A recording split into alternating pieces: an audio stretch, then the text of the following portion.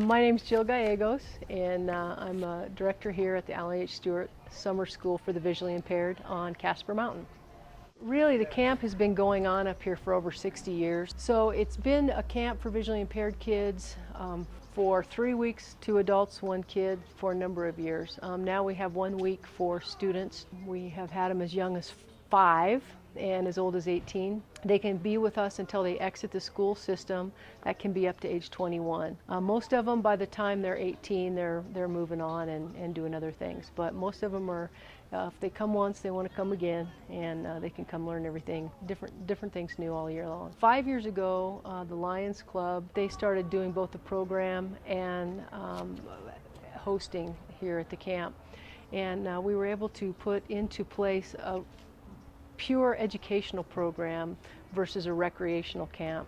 The camp now, the program is based on the expanded core curriculum, which is an area of 8 core areas that the national agenda 15, 20 years ago said these are additional areas that a student with vision loss need to be educated in, or at least experience and have assessments in, to help them be competent, capable young adults. And every class and every activity up here on the mountain fits into one of those 8 core areas. So it's really an educational camp. The majority of our teachers are certified teachers. This year we have 5 orientation mobility specialists, 4 teachers for the visually impaired, in addition to an adaptive PE teacher, certified teachers that are certified in working with severe needs and special needs kids. So it's really an educationally oriented camp. It's not just a recreation camp by any means. So that's probably one of the most special parts of this program. Right now you see the kids. It's the first day of camp. They're checked in. We have 4 brand new campers every year. We start with a team building activity. It's just really for our orientation mobility instructors to bring those kids together. They meet new friends. They get to know each other. They really bond as a family up here, and it really starts the week off great. Kids all know each other by the time it's time to go in for supper, and it's really a good start to the year. Kids submit an application and they get to choose 8 choices. They rank them in order.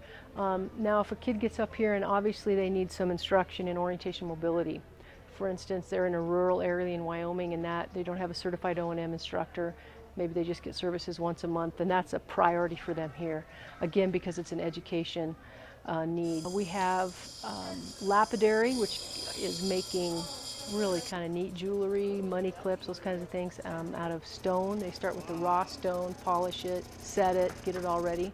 We have a digital photography class that's kind of in the process of changing with technology. Those kids put together a DVD or a CD at the end of camp with all the pictures and the activities that we do during the week. And so they learn to take the pictures. If they have a little bit of use of their vision, obviously they take the pictures and then they put those together. We have a crafts class, which are just real creative, different crafts the kids can do. Usually it follows a theme. This year our theme is Southern Hospitality.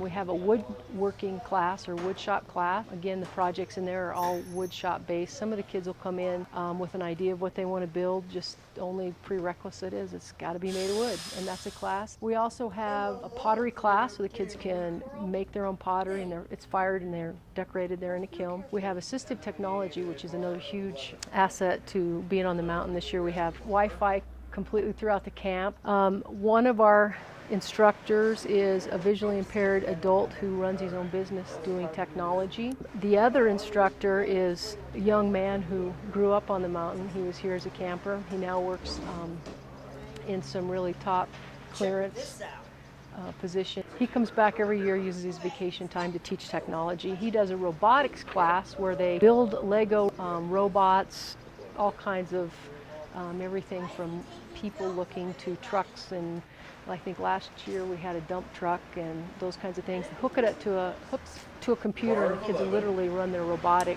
project off the computer. This year we have a transition class because we have so many students that are 14 and above, and we're really looking at services and getting those kids ready for adult transitions. We have speakers, DVR, Department of Voc Rehab is coming, talk about what they offer students with disabilities to transition them into adult life. That particular DVR counselor is visually impaired herself. She has a master's degree out of UNC, so she's a fantastic role model, plus a wealth of information. We have services for the visually impaired from the Department of Education coming to talk about services and help for transitions, Montgomery Trust Fund, and things that are available to these young adults that they might not know about. Independent living is a huge, huge skill up here. We have activities, ADL we call it, activities of daily living. That's cooking, sewing, cleaning, doing laundry, all those activities that we do in our daily lives. These kids take that class, and at the end of the week they all help with the final meal where we present a theme. It'll of course be Southern hospitality this year. Kind of barbecue. Kids help serve their parents and the special guests before they perform, and are all involved in a talent show. We also have music, and that's whatever they want to learn. In addition to hiking and recreation, PE, some of the kids have expressed an interest in learning golf, those kinds of things. Probably the most unique class we have up here is a low vision clinic. We have a certified low vision specialist, comes from the East Coast.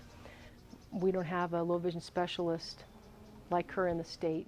So kids that are new to the program go through an eye exam with a local optometrist, and then Judy spends a great deal of time really matching low vision devices to specific tasks so that they can leave here knowing what tool they need to utilize for specific tasks in their daily living as well as their school environment. So that's a huge thing here on the mountain. Like I said, it's we've had kids come up here that have no idea what some of the low vision devices that are available, and they go home with a report, and that can be taken to the school, to their SBI counselor, whoever that can help that family get those supports in places, those tools in places for the students. So vision impairment is a low incident disability.